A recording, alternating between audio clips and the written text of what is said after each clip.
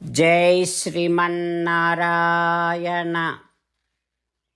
శ్రీమద్భగవద్గీత 15వ అధ్యాయము పురుషోత్తమ ప్రాప్తియోగము 9వ శ్లోకము. శ్రోత్రం చక్షుః స్పర్శనం చ రసనం ఘ్రాణమేవ చ అధిష్ఠాయ మనశ్చాయం విషయాన్ ఉపసేవతే. ఓం. గీతాచార్యుడు శ్రీకృష్ణ పరమాత్మ అర్జునుడితో పాటు మనందరికీ పురుషోత్తమ ప్రాప్తి యోగాన్ని ఉపదేశం చేస్తూ ఉన్నాడు. పరమాత్మ ఈ రకంగా అంటూ ఉన్నాడు, అర్జునా, జీవుడు తను ఒక శరీరాన్ని వదిలి మరొక శరీరములోనికి ప్రవేశించినప్పుడు కొన్నింటిని తనతో పాటు తీసుకొని వెడతాడు అని కదా చెప్పాను.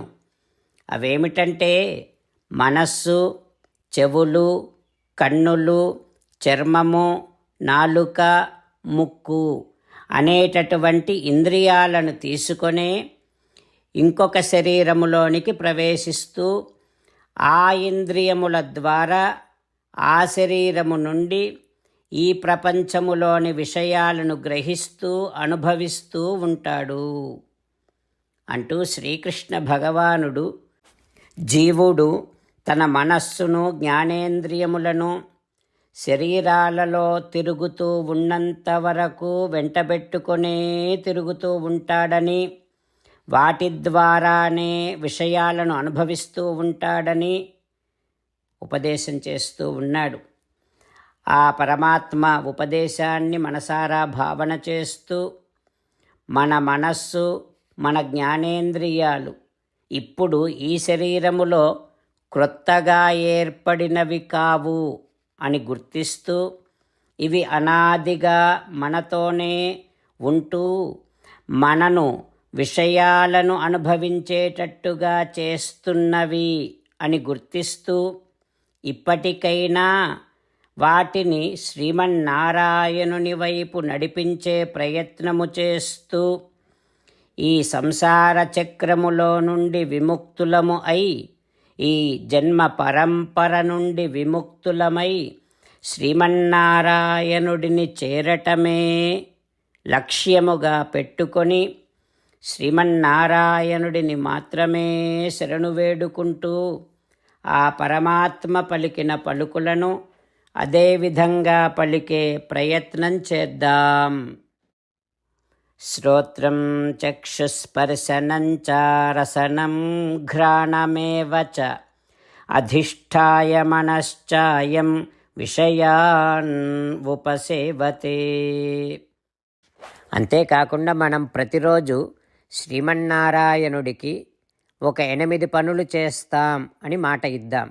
ఎందుకంటే శ్రీకృష్ణ భగవానుడు 18వ అధ్యాయములో 65 నుండి 70వ శ్లోకాల ద్వారా శ్రీమద్భగవద్గీత అంతటికీ సారభూతముగా మనకు 8 పనులు చేయమని చెప్పాడు. అలా చేస్తే చాలు, నేను మిమ్మల్ని అన్ని విధాలుగా రక్షిస్తా అని ప్రమాణపూర్వకముగా ప్రతిజ్ఞ కూడా చేశాడు. అందుకని శ్రీమద్భగవద్గీతను అంతటినీ విన్న తర్వాత అర్జునుడు కూడా చివరకు కరిష్యే వచనం తవ, కృష్ణ నువ్వు చెప్పినట్టే చేస్తా అని అన్నాడు. కనుకనే భగవానుడు అర్జునుడికి అన్ని విధాల విజయాన్ని అందించాడు. మనం కూడా ప్రతిరోజు శ్రీమన్నారాయణుడికి ఆ రకంగానే మాట ఇద్దాం. 8 పనులు చేస్తాం అని మనము మాట ఇస్తే అది అష్టాక్షరీ మహామంత్ర జపము చేసినటువంటి ఫలితాన్ని మనకు ప్రతిరోజు ఇస్తుంది. ఇట్లా మాట ఇవ్వటం కంటే గొప్ప పూజ, యజ్ఞము, తపస్సు మరొక్కటి లేనే లేదు. అందుకని నేను అంటూ ఉంటాను, మీరు మనస్సులో భావిస్తూ ఉండండి. ఈ రకంగా మనము మాట ఇస్తూ ఉంటే శ్రీకృష్ణ భగవానుడి ముఖారవిందములో కలిగేటటువంటి ఆనందాన్ని మనం ప్రతిరోజు దర్శిద్దాం, ఆస్వాదిద్దాం. జై శ్రీమన్నారాయణ. హో శ్రీమన్నారాయణ, నువ్వు చెయ్యమన్నట్టే నేను నిన్నే సంతతము ధ్యానము చేస్తూ ఉంటా. హో శ్రీమన్నారాయణ, నువ్వు చెప్పినట్టే నేను నీ భక్తుడిగానే ఉంటా. హో శ్రీమన్నారాయణ, నువ్వు చెయ్యమన్నట్టే నేను నా విధులను కర్తవ్యాలను నీ సేవగా నీ తృప్తి కోసమనే సక్రమంగా నిర్వర్తిస్తూ ఉంటా.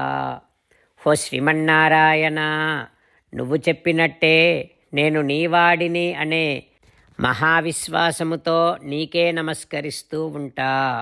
హో శ్రీమన్నారాయణ, మామేకం శరణం వ్రజ, నన్ను ఒక్కడిని మాత్రమే శరణు వేడుకో అని నువ్వే అన్నావు కనుక నేను నిన్ను ఒక్కడిని మాత్రమే శరణు వేడుకుంటా. హో శ్రీమన్నారాయణ, మా శుచః, ఇక దుఃఖించకు అని నువ్వే నాకు భరోసా ఇస్తున్నావు కనుక నేను ఇక దుఃఖించను. హో శ్రీమన్నారాయణ, నువ్వు చెప్పినట్టే నువ్వు నా కోసమని అనుగ్రహించినటువంటి శ్రీమద్భగవద్గీతను ప్రతిరోజు కనీసము ఒక్క శ్లోకాన్నైనా జ్ఞాపకం చేసుకుంటూ శ్రీమద్భగవద్గీతను అనుసంధానము చేస్తూ ఉంటా.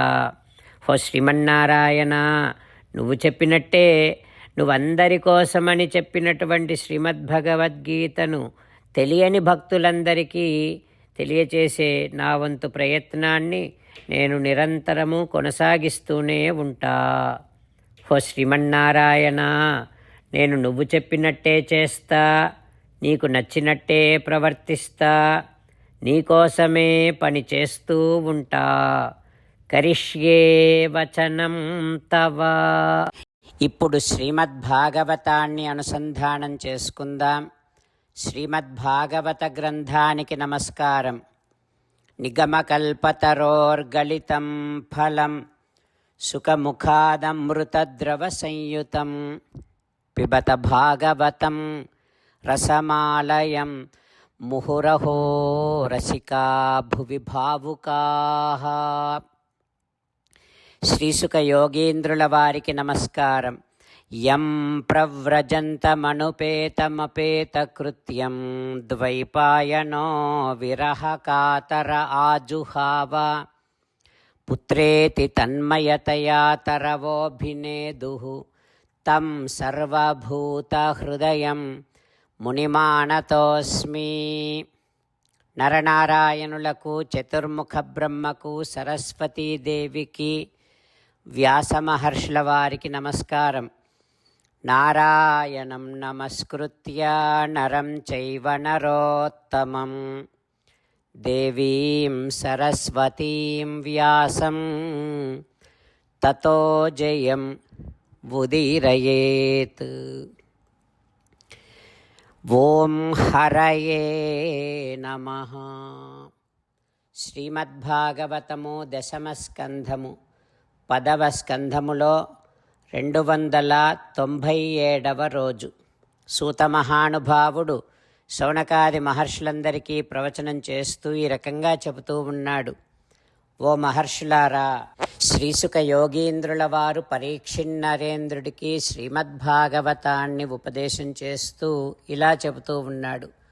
ఓ పరీక్షిన్నరేంద్ర, సర్పరాజు అయినటువంటి ఆ కాళీయుడి భార్యలు శ్రీకృష్ణ భగవానుడిని ఈ రకంగా ప్రార్థన చేస్తూ ఉన్నారు. హో శ్రీకృష్ణ, నీ పాదధూళి సోకిన వారు, నీ పాదస్పర్శ పొందినటువంటి వారు ఇక ఏదీ కోరుకోరు. చివరకు జన్మరాహిత్యాన్ని కూడా కోరుకోరు కదా. అయితే హే భగవన్, నీ పాదరేణువుల స్పర్శను పొందగానే ఇక వారు ఏనాటికి పునర్జన్మను పొందరు. కానీ ఓ కృష్ణ, మరి ఈ సర్పరాజు తదేశనాథ ఆపదురాపం అన్యైః, ఇతరులకు ఎవ్వరికీ సాధ్యము కానటువంటి పరమ శుభకరమైన నీ సాన్నిధ్యాన్ని పొందాడు కదా. ఓ కృష్ణ, ఎవరీ సర్పరాజు? తామసుడు రోషకలితుండయ్యున్ అశక్యంబగు శోభనము సమక్షం బుణన్ కనియన్.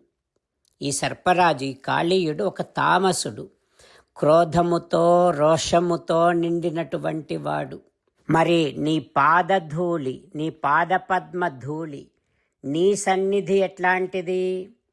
సంసార చక్రే భ్రమతః శరీరిణః యదిచ్ఛతః. అత్యంత భయంకరమైనటువంటి సంసారము అనే మడుగులో కూరుకుపోయినటువంటి వారికి కోరడానికి కూడా సాధ్యము కానటువంటిది నీ పాదపద్మ ధూళి. అట్లాంటి నీ పాదపద్మ స్పర్శను, నీ పాద ధూళిని, నీ దివ్య సన్నిధానాన్ని నిత్యము రోషముతో కోపముతో నిండిన ఈ సర్పరాజు పొందాడు కదా కృష్ణ. ఎంతటి అదృష్టవంతుడో కదా ఈ కాళీయుడు.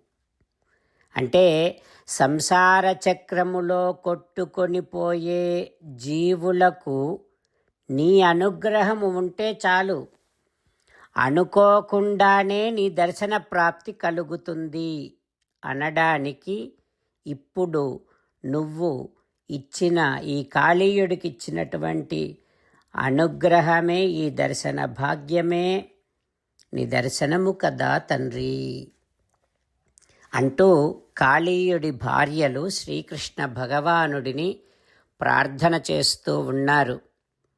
ఆ తర్వాత ఏం జరుగుతుందో రేపు తెలుసుకుందాం. ఓం హరయే నమః. ఓం శ్రీకృష్ణ పరబ్రహ్మణే నమః. ఓం అస్మద్గురుభ్యో నమః. ముకుందమాల. కృష్ణో రక్షతు నో జగత్రయ గురుః. కృష్ణం నమస్యామ్యహం. కృష్ణే నామరశత్రవో వినిహతాః. కృష్ణాయ తస్మై నమః. కృష్ణాదేవ సముత్థితం జగదిదం. కృష్ణస్య దాసోऽస్మ్యహం. కృష్ణే తిష్టతి విశ్వమేతదఖిలం. హే కృష్ణ సంరక్ష మాం. శ్రీమద్భగవద్గీత 15వ అధ్యాయము 9వ శ్లోకము. శ్రోత్రం చక్షుస్పర్శనం చ రసనం ఘ్రాణమేవ చ అధిష్టాయ మనశ్చాయం విషయాన్ ఉపసేవతే. శ్రోత్రం చక్షుస్పర్శనం చ రసనం ఘ్రాణమేవ చ అధిష్టాయ మనశ్చాయం విషయాన్ ఉపసేవతే. శ్రీమన్నారాయణ కరిష్యే వచనం తవ. సర్వం శ్రీకృష్ణార్పణమస్తు. జై శ్రీమన్నారాయణ.